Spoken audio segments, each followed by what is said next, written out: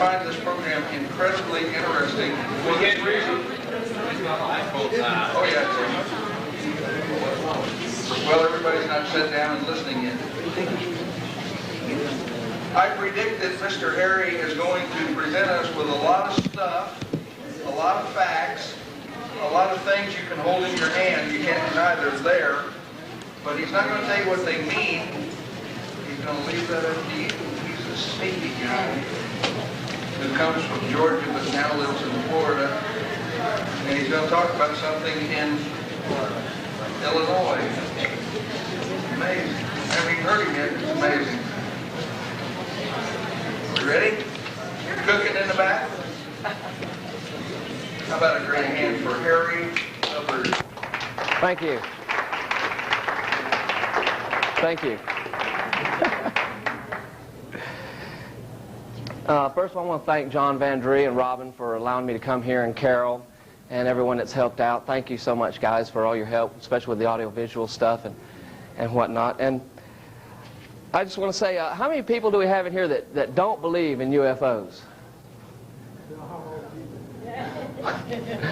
Well, I don't believe in UFOs, and I don't believe in aliens. And it all has to do with semantics. And I assume everyone that didn't raise their hand believes in UFOs. How many of you that believe in UFOs have read this many books about the subject? One? Two, maybe? Well, I've read all these books. And I don't claim to know any more about UFOs or not. Now they get real intricate with this or that.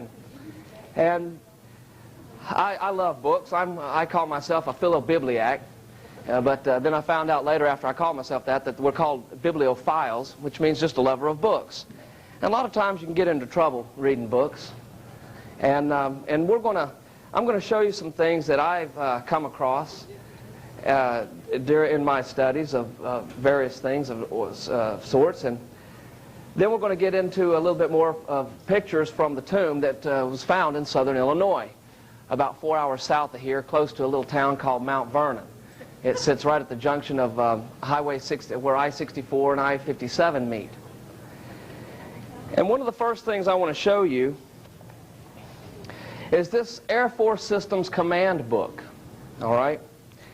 And I'm going to have to tell you the little nostalgic story of how I came into to possess this book. Or excuse me, I borrowed this book. In 1985, I was working, I live in Florida, and I've done a lot of work out at the Space Center. Used to do a lot more. The company that I worked with was called Electronics Incorporated. And that company was responsible for installing the first telephone system at Cape Canaveral. And so we did different jobs here and there, and I was working on a compressor system on launch pad on 41 complex, which is here. And then you have complex 39A, and over here is 39B.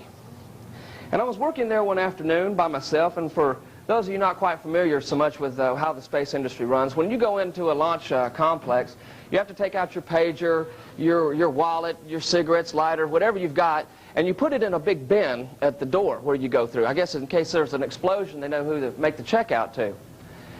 But in November of 1985, when I got this, there was a shuttle sitting right here at 39B. And I had passes for shuttle launches, and this is the pass that I had for them.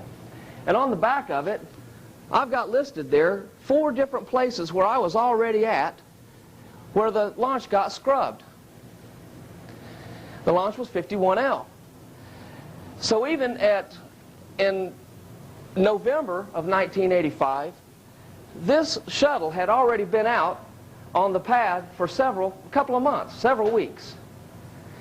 And it was the first shuttle that was going up on 39B. In that interim, 2 or 3 shuttles went up from 39A. This shuttle sat out in the weather for several months before it went up. And that was 51L. 51L was the last voyage of Challenger.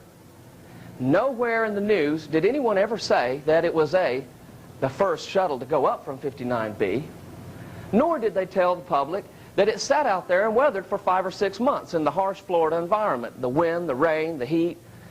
we don't get that cold, but the particular morning that it went up, when it blew, I was not out there, but I had already marked on my pass that I had already been out there 4 times to see that shuttle go up. Well, that's just a little bit of nostalgia that they don't necessarily tell you in the news when you hear of some kind of catastrophe or whatever, but it's just a fact. And I just wanted to share that with you because it was at the guard gate of 41 that I borrowed this. I need to return it. And at the time, I went in to check out because I'd known the security officer there, and I'm sure he was out either making a run or grabbing a cup of coffee or whatnot. And I had seen this over in the rack, sitting over there. And I thought, wow, that's cool, you know, because they leave newspapers around that it's not a big thing for someone to go in and look at something. Oh, okay. So I just picked it up and borrowed it. Stress that. And it's a very funny thing. On page 21, I don't know if we can see this or not. We may have to turn the lights out a little bit. But let me just go ahead. This is printed in 1985, all right, and it says Air Force Systems Command. Can everyone see that? And on page 21, there's something a little interesting. It shows all kinds of armament, all kinds of weaponry that they have. And since I'm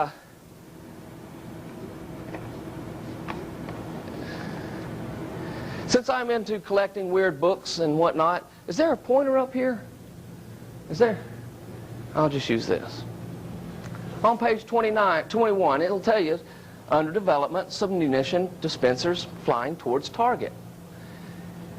Well, that looks like something similar to what we would call a UFO, isn't it? But if it's in an Air Force book, we don't call it a UFO. What do we call it? American ship. And what is peculiar is the way that the streams come up. And if you'll notice this one right here, this one has a cloud of white over it.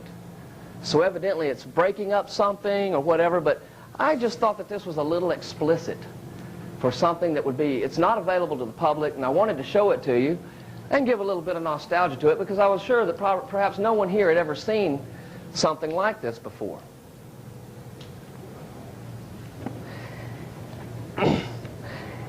In my researches, I study prehistory, European, American, African, whatnot. And occasionally you'll come across something that's pretty interesting. For instance, in this book, Prehistoric Europe by Philip Van Doren Stern. It's printed in 1969. And on page 317 it says, and this is a scholarly book, a lot of books about prehistoric Europe, Africa, Asia. They just rehash old stuff, and they're not really good as far as the data goes. They're unreliable.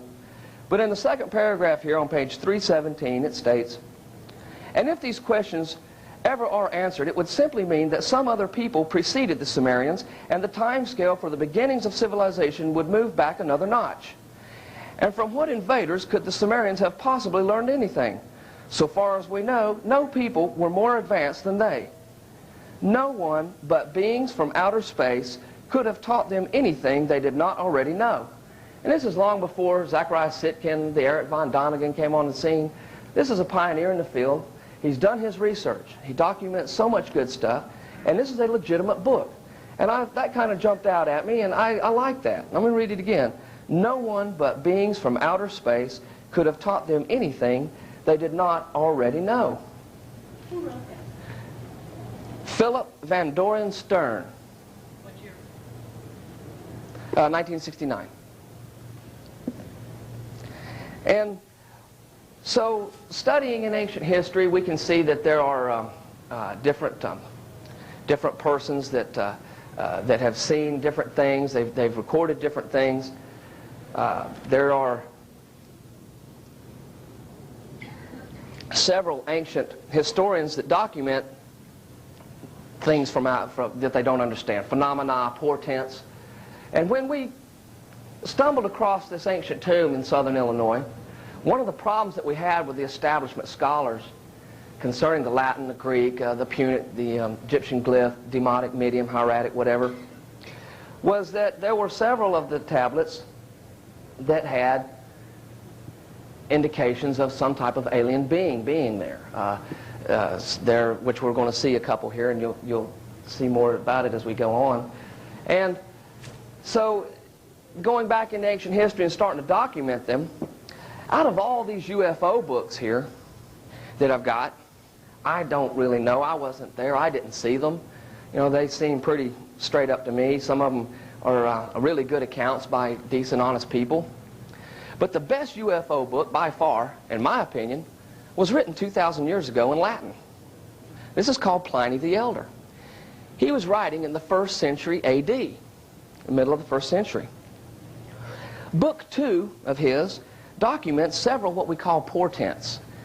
And to rephrase what he says in Latin, and you can kind of read between the lines of what he's stating, and there are several really interesting things that he claims.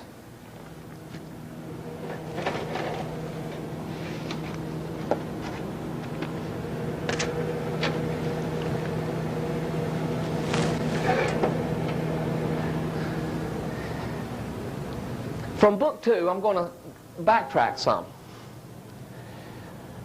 Verse number 50, that'll be 58. We are told that during the wars with the Cimbri, a noise of clanging armor and the sounding of a trumpet were heard from the sky, and that the same thing has happened frequently both before then and later. In the 3rd consulship of Marius, the inhabitants of Ameria and Tudor saw the spectacle of heavenly armies advancing from east and the west to meet in battle, those from the west being routed. It has often been seen, and is not at all surprising, that the sky itself catches fire when the clouds have been set on fire by an exceptionally large flame.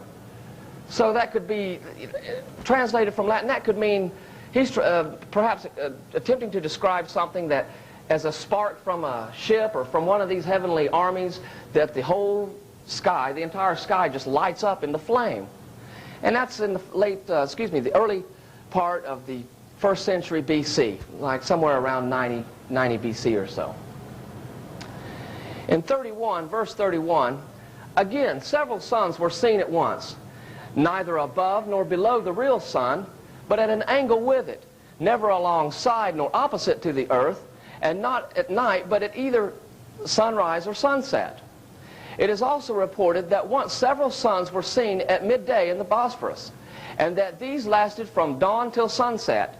In former times, 3 suns have often been seen at once. So that sounds a little peculiar, doesn't it? I mean, what's he trying to say to us? This is 2,000 years old. In 32, we read, also 3 moons have appeared at once. For instance, in the consulship of Gnaeus Domitius and Gaius Phineas. That's 222 BC. In 33, a light from the sky by night, the phenomena usually called night suns, was seen in the consulship of Gaius Caecilius and Gaius Papirius, and often on other occasions causing apparent daylight in the night. And that was recorded in 113 BC. 34, in the consulship of Lucius Valerius and Gaius Marius, a burning shield scattering sparks ran across the sky at sunset from west to east. And that's in 86 BC. All right? A burning shield scattering sparks ran across the sky. Could we say that's perhaps like in a swift-like motion? A swift-like motion? That's something interesting to remember as we get a little further into this. In 35, we read, in the consulship of Gnaeus Octavius and Gaius Scribonius, a spark was seen to fall from a star and increase in size as it approached the earth. And after becoming as large as the moon, it diffused a sort of cloudy daylight, and then returning to the sky, changed into a torch. That's recorded in 66 BC. None of these UFO books give the descriptions of Pliny. But we also have descriptions from Livy. There are descriptions from Dionysius of Halicarnassus, and there are other ancient authors that record things of this nature. But this is a very good one. I like the one about the dropping, because we hear people in these books describing them, but nobody refers back, hey, Pliny 2,000 years ago recorded something like that. Maybe there's a connection.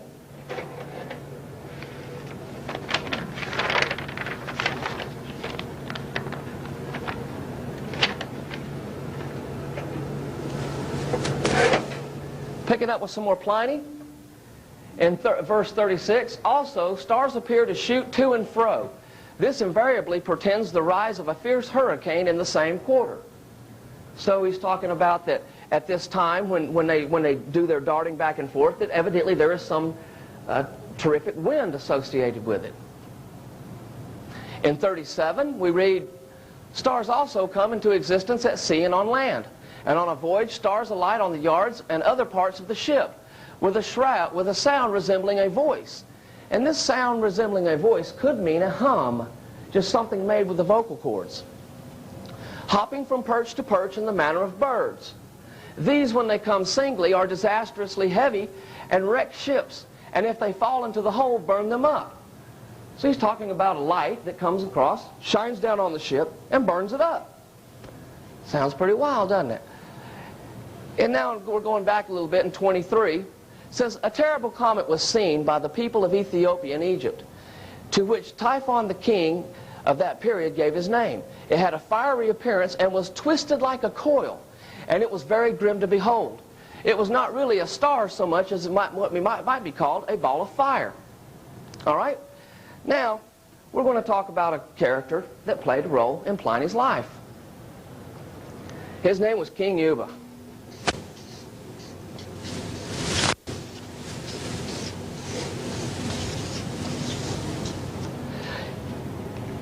King Juba, when he was young, his father was killed by Julius Caesar because King Juba I had aligned himself with the Pompeian forces. And as Julius Caesar's forces overran Mauritania, he killed King Juba I, and the little King Juba II was taken back to Rome, where he wrote an entire digest of history. He traveled all over the Mediterranean. He traveled throughout the Atlantic. And all through the 10 volumes of Pliny, if anyone cares to read them, they are quite interesting. King Juba II is just hailed by Pliny. He loves the guy. He talks about him all the time as King Juba. He goes, there's absolutely no one that knows more about the Atlantic Ocean than King Juba II. No one that knows more about Arabia than Juba II. No one that knows the Mediterranean and how to get around better than King Juba II. And so he refers, Pliny states in his work that he is copying or retelling stories that King Juba had written down. But King Yuba's works are lost. And Juba, bear in mind, we never did have the J. Can you guys see this? We never had the J until like the 1600s. It was like this. Juba, which in the old Numidian would have been like this. Or the B would have had a dot in it, or the B could have been a long square. But Juba, this symbol for the B, would mean that it had an A sound following it, a consonantal A. And Juba plays a big role in all of this that has happened in Illinois. He, his brother-in-law, and his wife are very, very important players in what happened. Now, going back again, in verse 22, in Pliny, the tub star presents the shape of a cask with a smoky light all around it. The horned star has the shape of a horn, like the one that appeared when Greece fought the decisive battle of Salamis. The torch star resembles glowing torches. The horse star looks like horses' manes in very rapid motion, revolving in a circle. Also, there occurs a shining comet whose silvery tresses glow so brightly that it is scarcely possible to look at it, and which displays within it a shape in the likeness of a man's countenance. All right? Could you please turn the lights out? Let's look at some artifacts from Illinois for a second.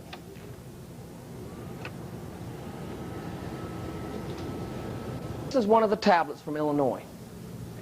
And a lot of times on the tablets, what you'll see is you'll see the shape of the rock actually used in the formation of whatever the subject material is. And this one, there are certain rocks that draw people to them. You guys probably understand that more than I do. I'm not attracted particularly to a stone or not. But this particular one, photographer that shot the photographs with the red background was Virginia Horrigan, who lives in New York City. And this particular stone, she took several shots of it, and from all the angles, it clearly shows that it's some kind of vessel, some kind of ship with a guy's head in it. And he doesn't look like a regular human being, simply because the artifacts that depict humans clearly depict humanoids. And the radiance across the top of the head is often used to depict some type of glow, some type of radiance or film of some sort. And it's often depicted on several of these tablets. I have seen many more tablets than I'm going to be able to show you as far as slides go, which you just have to take my word for it that there are plenty more than what I have to show you here today. I only put these together with what I had in my own collection. Now let's see if we can get this thing to work here.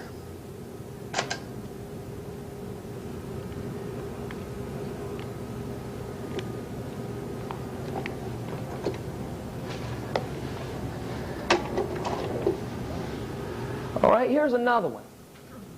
Now, I don't know where the antennas fall off the UFO aliens.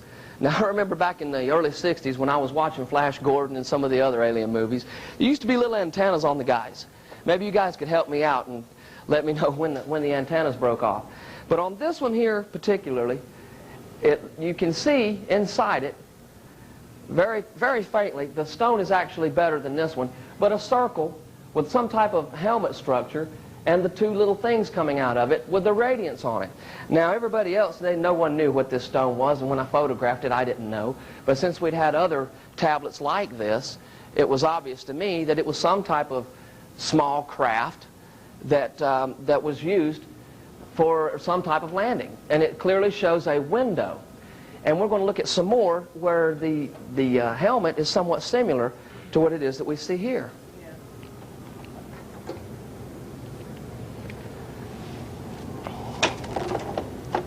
Oops.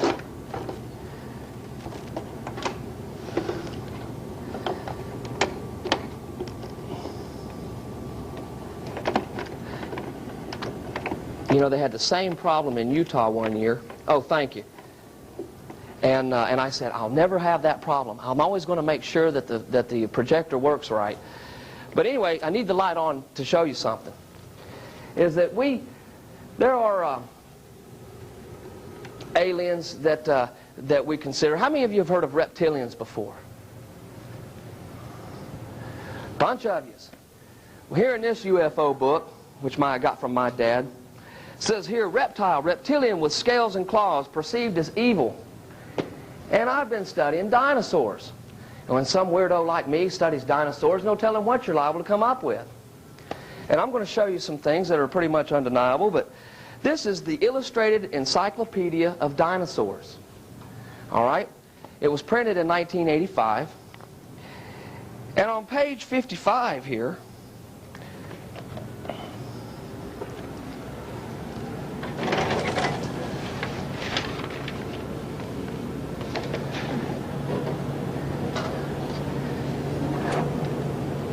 up at the top, now this is a legitimate dinosaur book. And they are starting to show people very subtly reptilians of this type. You can go, okay, and this is only one. And it talks about the dinosauroid. And it comes up that these dinosaurs that roamed 100 million, 150 million years ago, that certain dinosaur hunters, whatever, actually found some type of bones that they could configure into some type of form like this. All right, but that's not all. There's a book here called Hunting Dinosaurs. And these books are available at museums and whatnot. They're considered to be legitimate books. And, well, thank you. And here, we have a guy sitting at his desk, and look at what's talking to him here. So all these little subtleties that they're imposing on us, somebody's getting us ready for something. Wouldn't you say? But oh, here we have a children's dinosaur book. This is printed in 1996. It's got some of the same stuff as the other one there. It's got some articles by the same guy. But you want to check him out for a little bit. Don't he look good? And that is not a question about that, is there? And it goes on the other page to say that they found some type of bones that perhaps look like this. But here we go with, this is a kid's dinosaur book.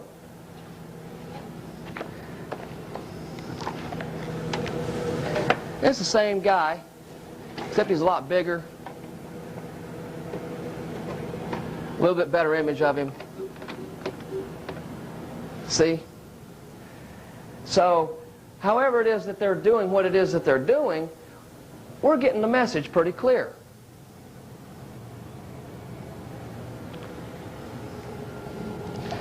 Oh, that thing may have jammed up.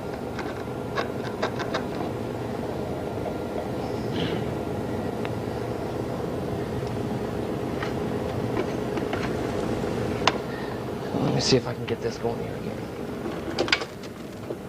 Okay.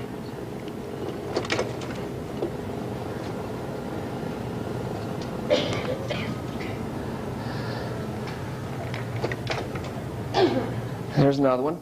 Now, from this tomb, what we have reptilians. Ladies and gentlemen, I have no reason whatsoever to pull your legs or to feed you a line. But in March of 1997, March the 15th to be exact, we had an auction in Peoria, Illinois. And this particular stone was not there. We can see him on the, let's look at the other, this is him on the other side. But there were available there for anybody who, I think he went for 35 bucks. And if I'd had the extra money, I'd have bought him a life-size bust head of a reptilian, about this tall. And there were several others that are small. I have seen, coming out of this tomb, about 5 of them that are clearly like this. Let's go see if we can take a chance and go backwards one. No, maybe we shouldn't do that.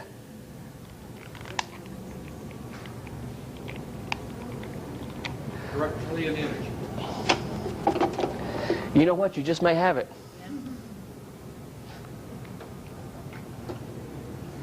Let's see if which way that's going. Okay, maybe let's go the other way. I think it might be because it's on a. All right, here he is again. This is the one side of it. Am I standing in your way? I'll stand in this void here. Pardon me? Elevate it. The projector. You want me to give you No, I think we got a button here that if I find it, we can push it. No, it's at the highest. I got one here. Let's see about this one.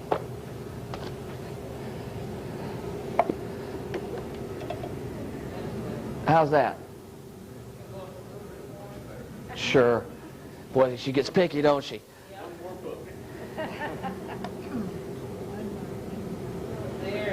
All right. Can everybody see that one? All right.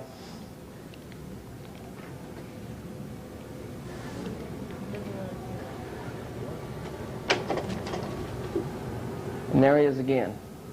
And then there are several other types that we can't really explain. Can you engineer that point? Oh, thank you. Okay, here's one. Now, I've got this stone with me. And I'll show you this one. Yeah. Don't you want to feel what the energy's off of this rock here? I told you, some of them scare people. But this is a what appears to be a reptilian, and I call it tuxedo, for lack of a better word for it. And the stone itself is carved in bas-relief. That means that the image itself is lifted out from the stone. The image itself is not carved. It's the stone around it that is carved. And we have several stones like that from this tomb that are all cut in this bas-relief fashion. But this is clearly, the scholars, they didn't know what this was. They said, oh, it's an alligator man. Surprise! It's clearly a reptilian. and even to the hands, the way the feet are shaped. And he's in garb. He dresses up. He's in good-looking clothes there, isn't he? Well, some of them have dates on them. You can't test a rock. You can't really even test anything organic, but they'll tell you that they can, but they really can't. But when a rock's got somebody's name on it and a date, I would believe that. Here's another one.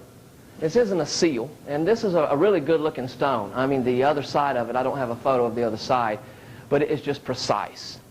And maybe you guys can help me out. Anybody seen an alien like this guy before?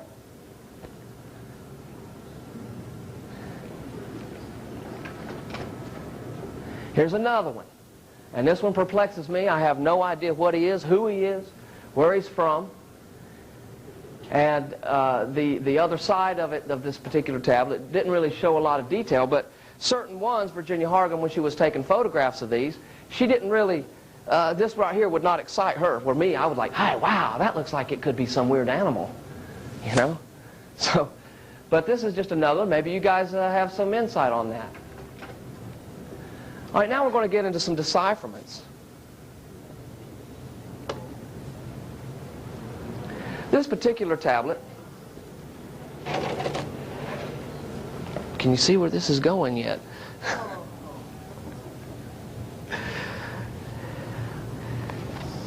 This particular tablet was featured it's owned by Dr. Beverly Mosley, who we call him the Weasel. He's a museum designer here in North America. He's got a list of museums behind his coattails that is a mile long. Cahokia is one of his flagships. And this is the Midwestern Epigraphic Journal, and this is one is published by Dr. John White III. He's a retired nuclear physicist. He's one of the top in the country. And these stones have attracted people for over a decade. And the only people that know anything about it are heavy-duty antique collectors and museum designers who have put forth the effort and the money to stay in touch with all this. And here we have an article written by Dr. Houston McCullough, who also was is a professor at the University of Ohio. And the way we do this is, first of all, I'm just going to focus that in for right there because I'm going to have to be getting in there. We're going to show you pretty much how the script reads. All right, and this is this cut. Now, this particular tablet is very clean. The inscription on it is very good.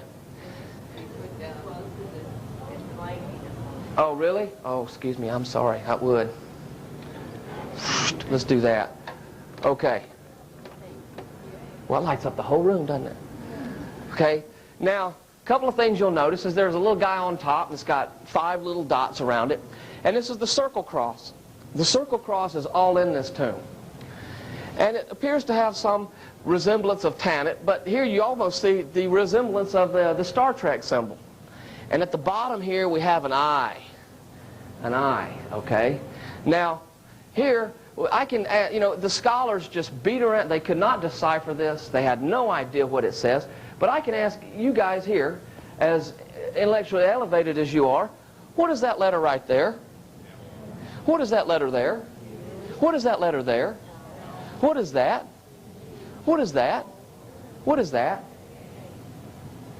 The scholars in the world cannot figure that out. You've just spelled the word multoa, which is a Latin word. Does it seem that difficult? So even with that, why couldn't they have done anything more than whatever they came up with? But then I'm going to give you some synopsis of what these guys say.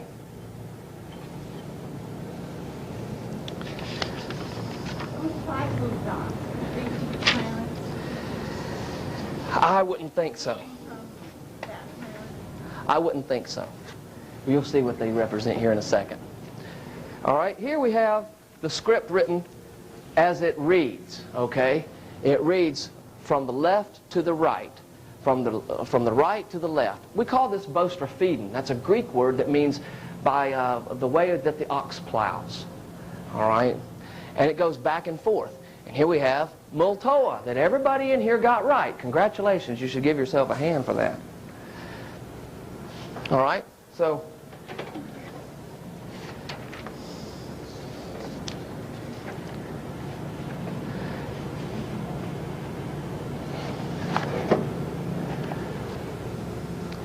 So here we've taken the archaic script on the tablet and we've put it into archaic Latin, which is heavily abbreviated. A lot of times they left out vowels.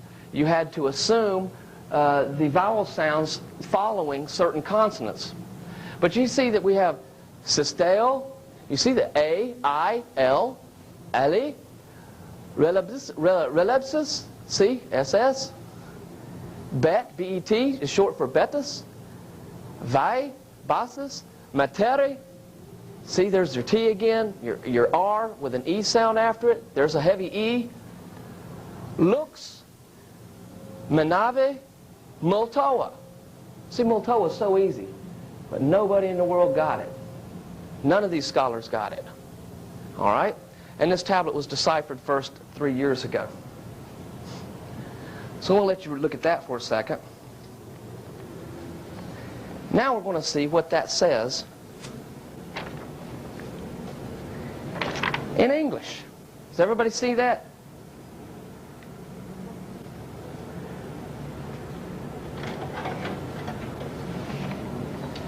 And here's what it says in English.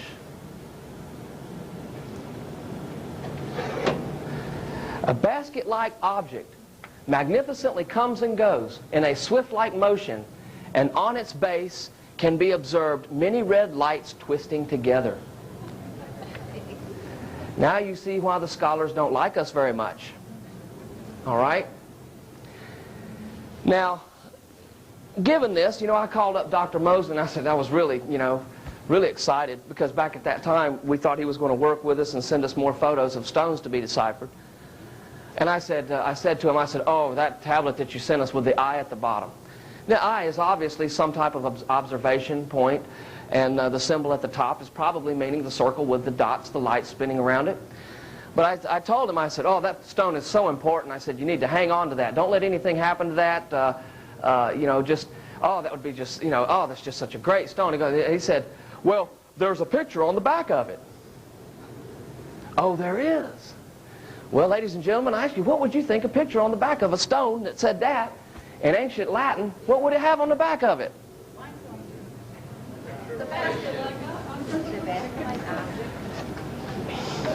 Boy, you guys are on top of it. All right? I'm going to use Houston McCullough's photograph again, but I'm going to turn it.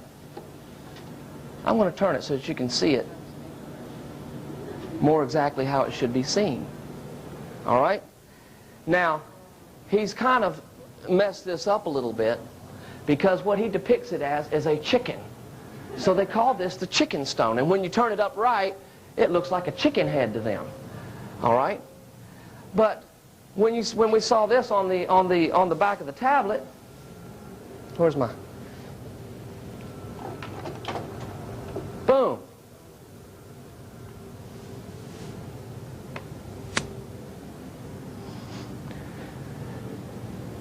All right.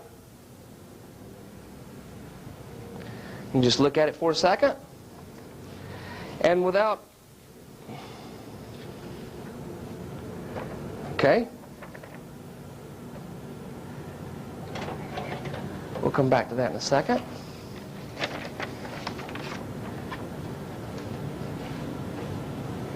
And this is how we do decipherments. Letter by letter, word by word.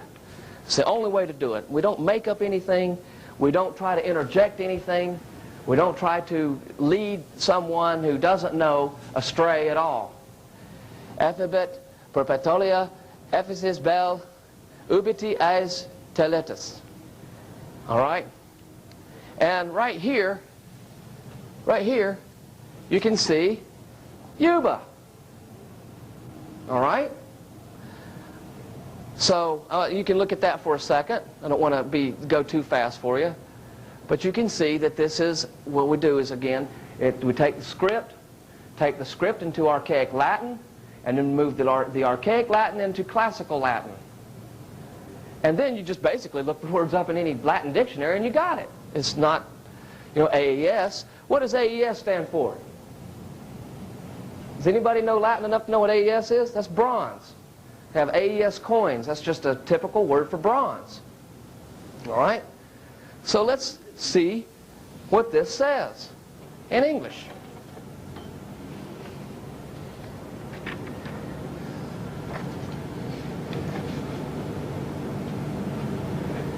Boom.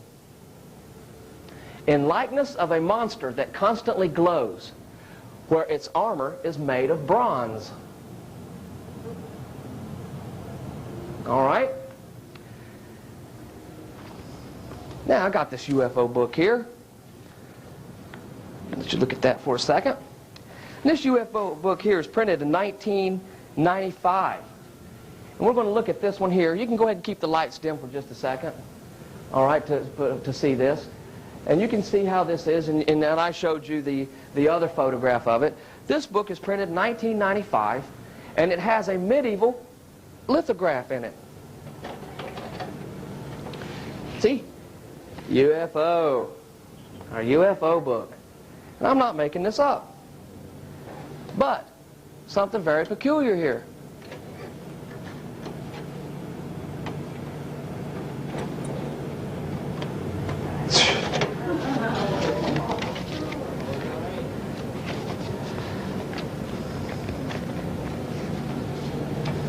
I may have to stand here and hold it.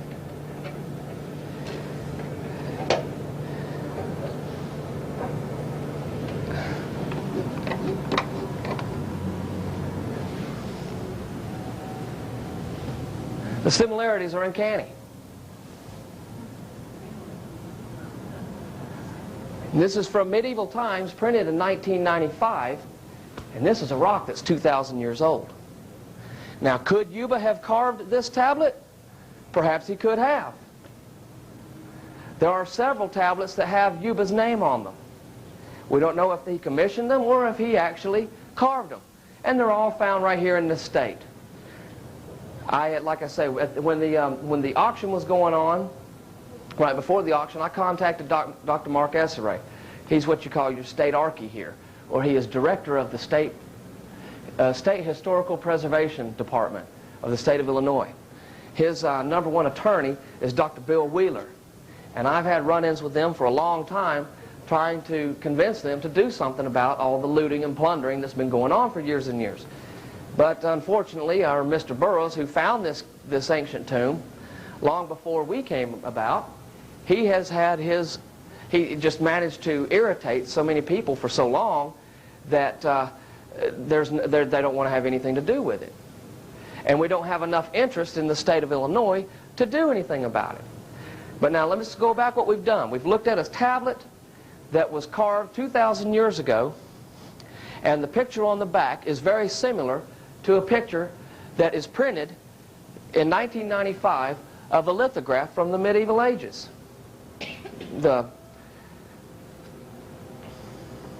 Okay? I'm just going to leave that right there for right now. We'll leave that right there.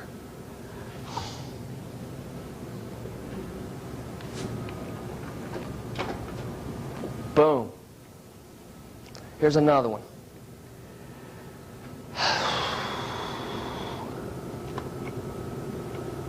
Okay. All right. This clearly shows a female E.B.E., a female entity. You tell by the excessively large mammary glands right here in the front.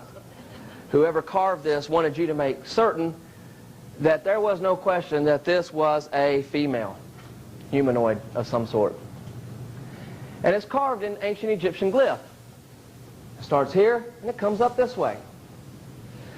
And what it says is coming out or exiting of a metallic house or dwelling that climbs into the abode of Ra. So what we would say in English is comes out of a metallic home that rises into the air or flies up into the heavens. This particular E.B.E. holds an ankh in the right hand and the scepter in the left hand. And it's carved in Egyptian glyph, which was not deciphered until 1820, when Champollion was studying the Rosetta Stone. So there's obviously no way that the tablet could be a forgery. And here we clearly have a female entity that comes out of a metallic dwelling or walks out, you know, to do it the same way that we did the other tablet.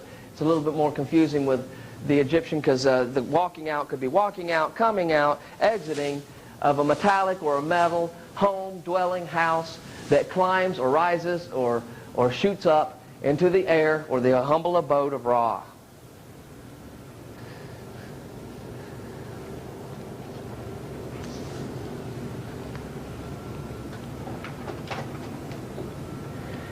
There are several tablets that are similar to this. They show an E.B.E. That all of them have 5 fingers, 5 toes, and they'll have them folded up in clothes and blankets. And this is something that's very common. I've only got a few here to show you, but you can get some idea of what these stones look like. And I'm not the best photographer in the world. The only thing I can take pictures of are black rocks, which most of these stones are black. And this is one in particular. It appears to be some type of biological entity that is wrapped up in some type of clothes. Now, where the rest of his body is, I have no idea. Here's another one. See a lot of strange. Would you like to feel the vibes off of some of these stones? Some people have freaked out. Some psychics that are, I guess you would call sensitive or whatnot. Some of these tablets have actually freaked them out.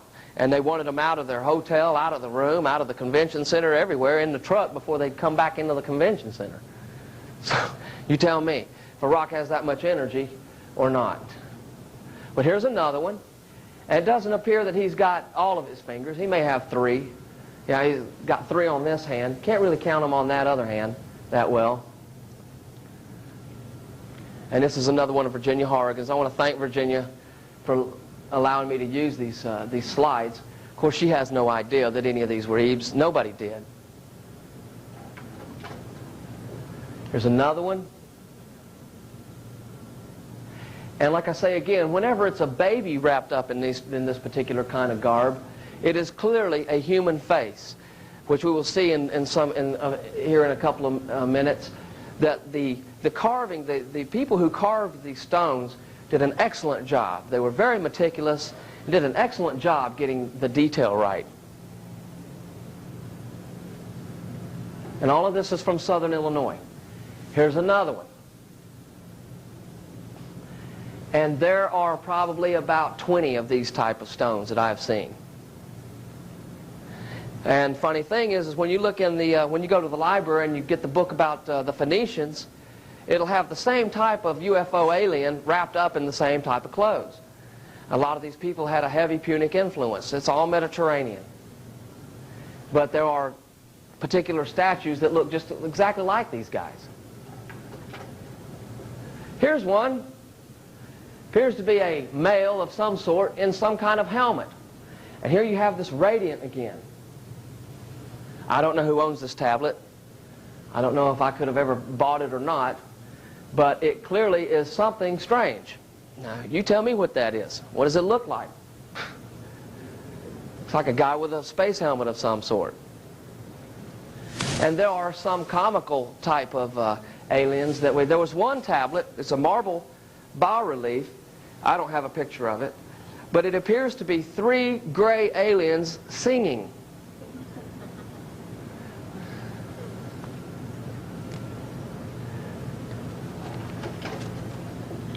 This looks like a mouse with a football helmet. Looks like a mouse with some kind of... I threw it in there because it could be. I don't know. You tell me. It looks kind of comical. Doesn't look like it's a serious stone. The actual color of this stone is black. It just doesn't show up good on the red. But if I was going to describe this stone, I'd say it was a mouse with a helmet on and a Zorro mask. There are some of these tablets that are attempting to describe them to someone that just be absolutely bizarre.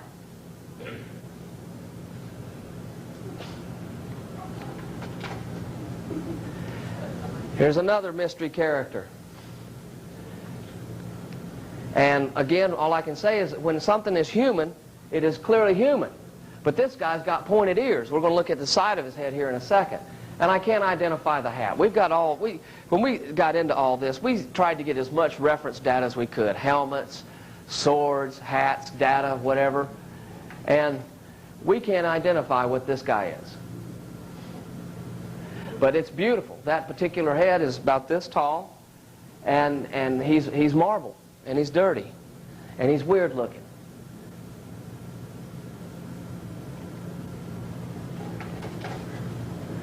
All right, here's another entity. You see the radiant around the head, and it's fairly peculiar. It's got a little woody here in the center, and it has, its arms appear to be cut off to some degree. I don't know if this is a morph or some kind of dwarf or whatever, but its legs seem to be shortened as well. And I threw this in because I didn't know seeing that it's got that type of head on it. Now I do have one tablet out front that has a man's head with the radiant around it, and it could be. I didn't put it in the slideshow here because I actually have the stone with me. So you can see that stone out front. And this rock also is black. Don't be misled by the color of it being brown here.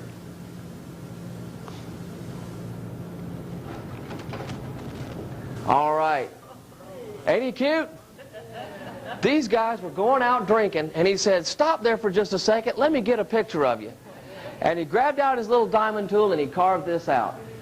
The eyes on this guy are incredible. This is a nice guy. I don't know what planet he's from, but you don't put so much character into any carving unless you intend for it to be projected that way. And this guy, his suit, he's tied up. He's got the nice tie here in front. He's beautiful. He's a good-looking guy. I know this guy is nice. I feel close to him.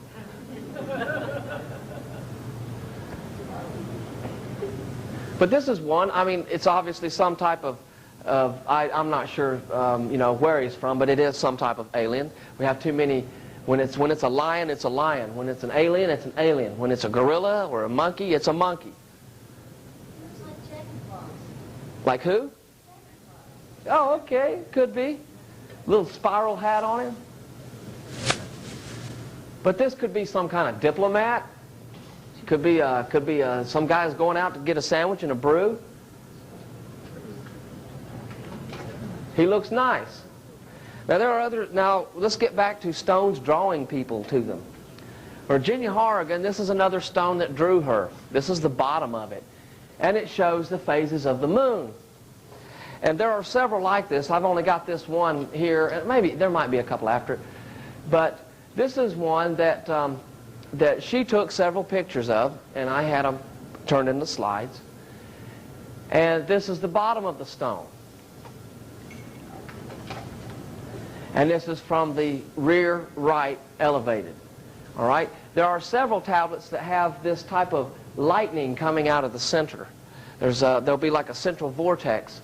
And I wish that I could, I've had twice as many of these slides to show you tonight if I had access to all of them. But here's one that shows a ring around the bottom of it in your radiant. There it is again. And I believe that this is some type of alien craft. Or, spacecraft. Traveling craft. I don't believe in UFOs because whoever's driving them, they know what it is. They know if it's a Chrysler or a Ford. Just because I don't know what it is doesn't mean that it's unidentified. I'm just a stupid earthling. So anyway, here we go. Shows another side of it. I believe this is from the front.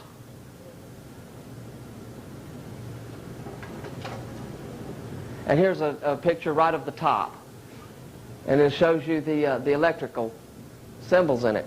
And like I say, there are several. There are some tablets that have these electrical fusion type marks coming from the top, from the bottom. They'll be coming out their sides or whatever. But like I say, I don't have access to all the photographs or the pictures. I'm delighted that the people who loaned me the artifacts to come up here, the Lawrences and the Shearbaums, for loaning me some of their artifacts to bring up here tonight to show you.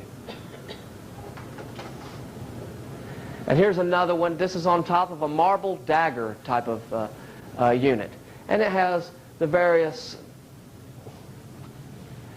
See if I can clear that up a little bit. It has the various lightning or electrical marks of sorts on it. And the marble, we haven't been able to identify which pit the marble came from. Marble is a thumbprint. It's all indicative of whatever it comes from. And here's another one. I've got this stone that's out there. There are several stones that have these circular designs on them, but there's no hole in the center. You can look at them with a magnifying glass, and there's no hole that from where if somebody were to carve that they would have put a compass down into the unit and then spun around to scratch the rock surface. But we don't see any holes in it.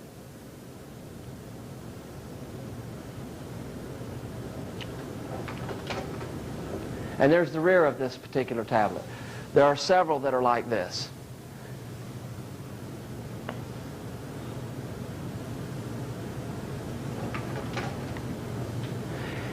There are several tablets that show these. What this translates as is soothsayer, or being able to predict the future. Psychic.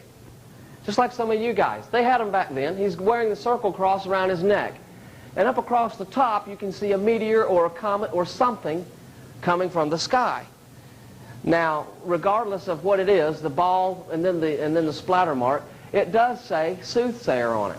So it means that whoever this guy is, he could predict the future. He is an ancient augur, is what they called him. And in the Roman Empire, most of the augurs came from a little town north of Rome called Tirana. And there were like a few families there that had a long history from like 800 BC that all of them in the family would be psychic or perceptive or have large quantities of ESP, for lack of a better determination.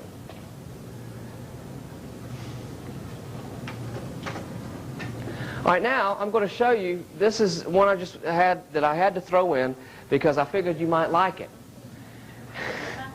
And there are about 20 stones like this from the tomb. All right? And you can see how it is, and it's like this.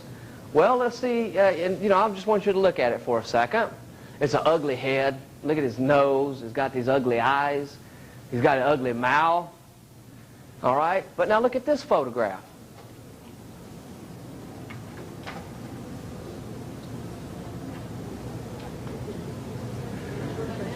It's the same thing upside down.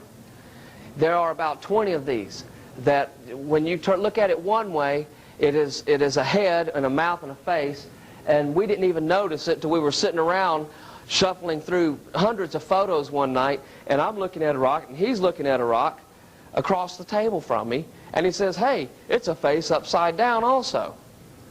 Let me see if this thing, we're going to chance it, we're going to see if it'll go backwards.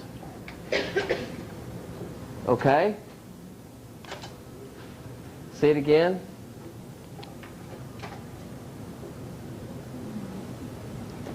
And one of the most intriguing artifacts is about the size of a baseball, and it has the distinct characteristic of 7 different animal heads, and they're all conglomerated into one, where you take the baseball and you look at it from one angle, it is a bear's head, but if you turn it to the side, that bear's ear will become like the fox's nose. And you know what I'm saying? It's the weirdest art. It's very intricate. And I get a load out of it because they're so good. How does someone plan to do that except, I mean, without Play-Doh?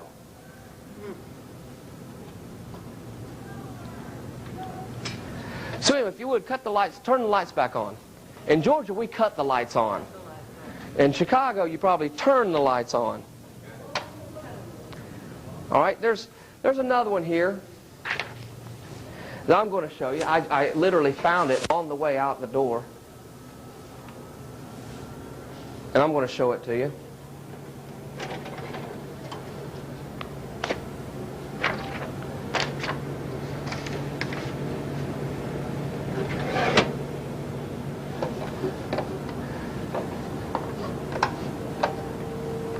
Can everyone see that?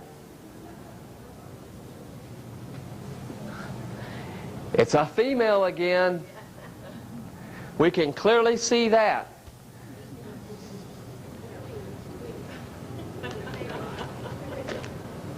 You like that, don't you?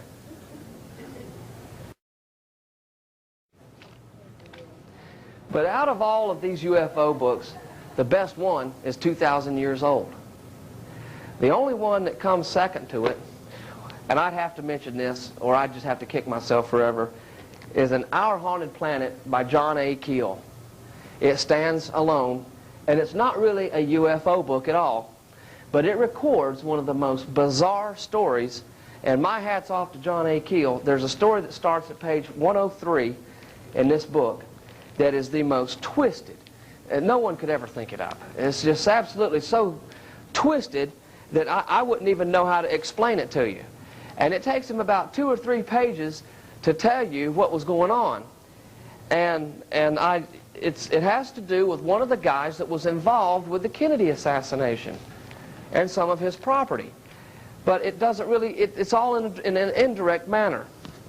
But it is absolutely one of the best UFO stories ever that I have ever read, much more so than any of the rest of these books. By John A. Keel, Our Haunted Planet. And does anyone have any questions? No, it came out in 1969, I believe. Or 1969 or 1970. Which wasn't, you know, that at that time, the Kennedy assassination was still fresh in everyone's mind. And, you know, I mean, I'm not here to talk about the Kennedy assassination, but I know where the hitman was. You want to hear? Yeah. He was in the trunk. I figured it out doing my own stop videos and whatnot. There was a guy in the trunk, which means he definitely had to be in cahoots with the Secret Service. And when Jackie jumps out of the back seat, she turns to the inside. And she's not grabbing for a piece of the brain, she's beating on the trunk. You got to watch it next time when they show the Zapruder film and some of those other films. She turns around and starts beating on the trunk. And I don't know why. And then I got another. I said, well, all I need to do is find some photographs of the car. And I did. And sure enough, the trunk was open right after it happened. So that's just, you know, that was just for free. That was just my observation. Any other questions? Pardon me? The tomb is in Marion County, Illinois. The southeast corner of Marion County, Illinois. We have found artifacts all up and down the ravine system. We've got boxes of pottery, arrowheads, and we've actually found tablets that had Numidian writing on them, but we believe that they were salted in there by the guy that was first looting it. Yes, sir? How do you theorize that these things got in the cave? How they got in the cave or how they got over here from Africa or Mediterranean? Well, it's a long story, but what happened is the person that brought most of it over, or the first heat, or ship after ship, is Alexander Helios. And Alexander Helios is a missing son of Queen Cleopatra and Mark Antony. We have record that Alexander Helios went back to Rome. His sister, his twin sister, was Cleopatra Selene. Cleopatra Selene married King Juba II. And King Juba II was a master of the Atlantic seas. And between the three of them and Cleopatra VII, Theophilopator, and Octavia, who was Augustus Caesar's sister, she raised all 3 of them. Octavia raised all 3 of them. And King Juba II and Cleopatra Selene, they met each other as hostages in the court of Octavian. And as they were taken, Alexander Helios and Cleopatra Selene were taken back to Rome at the ages of 10. At the age of 10, when Octavian, the Roman forces came into Alexandria and pretty much just conquered Alexandria, and he was going to take all the goods, he was going to desecrate everything. Cleopatra, who's one of the smartest women that ever lived, and don't believe a word of it when you hear that, oh, she was just a whore and a tramp. She copulated with 2 men and had 4 children by 2 men. And that is all we have record of. And, you know, and I'm trying to save her. And then I come to find out that, because we've been in touch with the Discovery Channel here and there, and they've kind of seen some of what we've got going on. And I see more television shows coming out now trying to clear Cleopatra's name for such. But when the Roman forces defeated Mark Antony at the Battle of Actium, which wasn't really a defeat, that's probably, to me, the most important battle in ancient history was the Battle of Actium. Mark Antony fled back to Egypt with Cleopatra, and his army just pretty much gave up. Well, at the time, Octavian, he couldn't pay the army. Here he had an army of 50,000 that hated his guts, a navy that did not want to work for him or fight for him.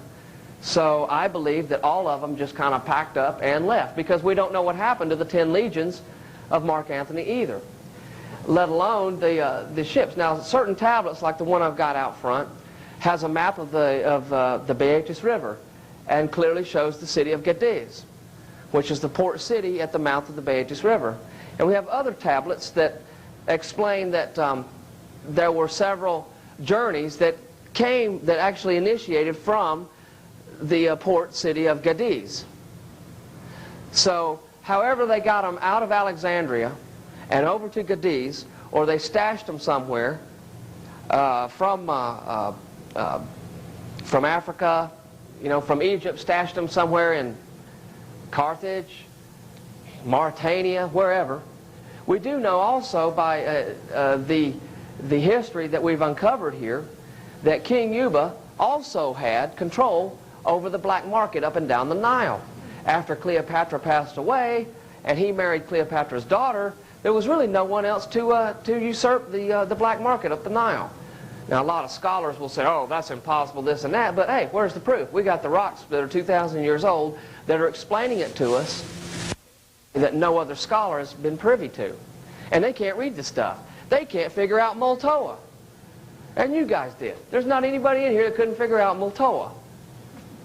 And you can look that up in any Latin dictionary. Any other questions? Yeah, why Marion County? Why not? Far from the Mississippi River, which would be the logical way to come in if it comes up. If there was any, at the convergence of the Mississippi and the Ohio, which river's bigger? The Ohio is. The Ohio is much larger. And if there had been any type of flood going down, I don't know why it's called Mississippi River, to be honest with you, but where they converge, the Ohio is much wider than the Mississippi. And if there had been any type of flood zone there at all, at that time, 2,000 years ago when they were coming up the river, well, naturally, they would have taken the right way to go up the Ohio.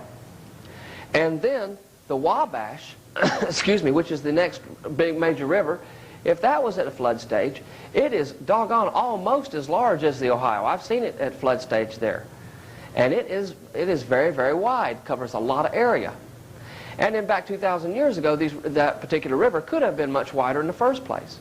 So, up the Mississippi, up the Ohio, up the Wabash, up the Little Wabash, up the Skillet Fork.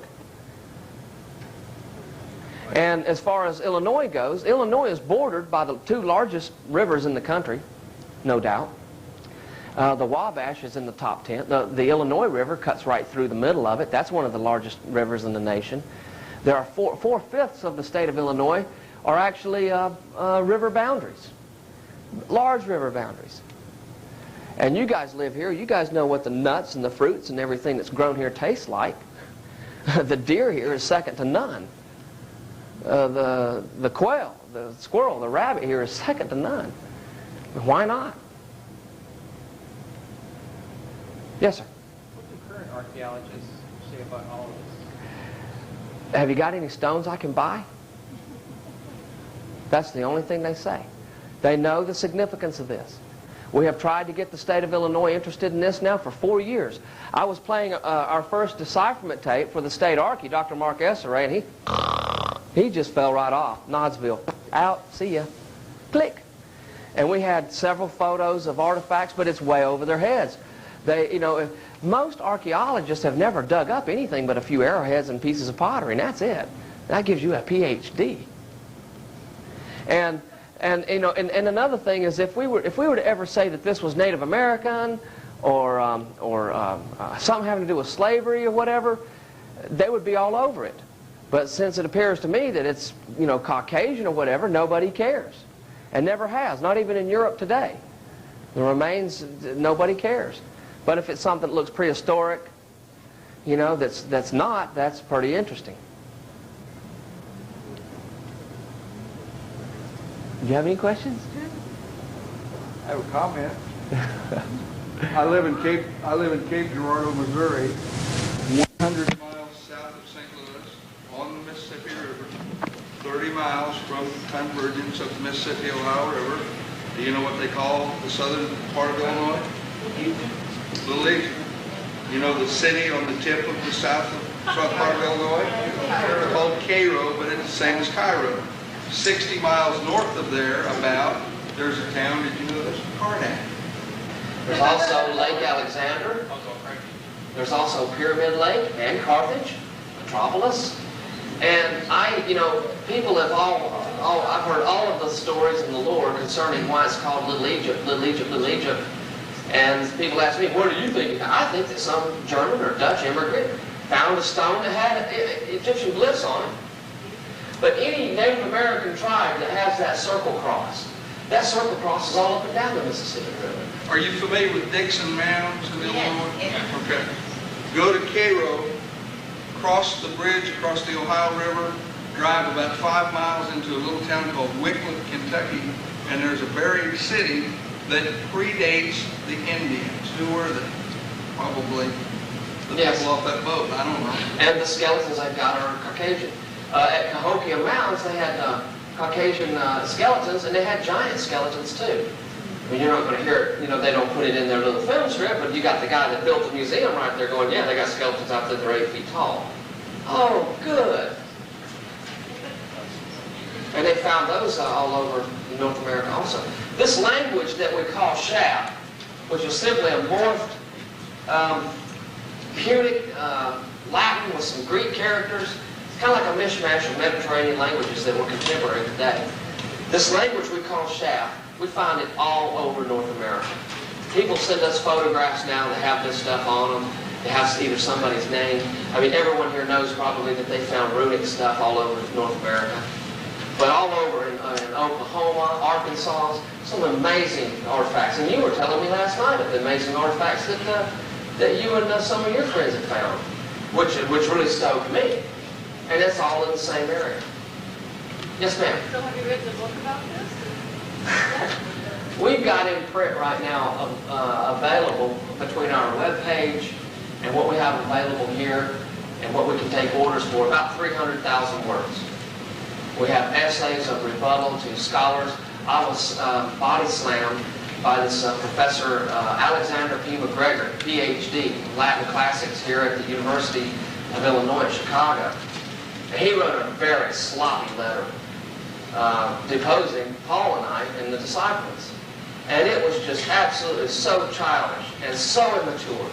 And I wrote him back a 6-page letter that just cut his throat.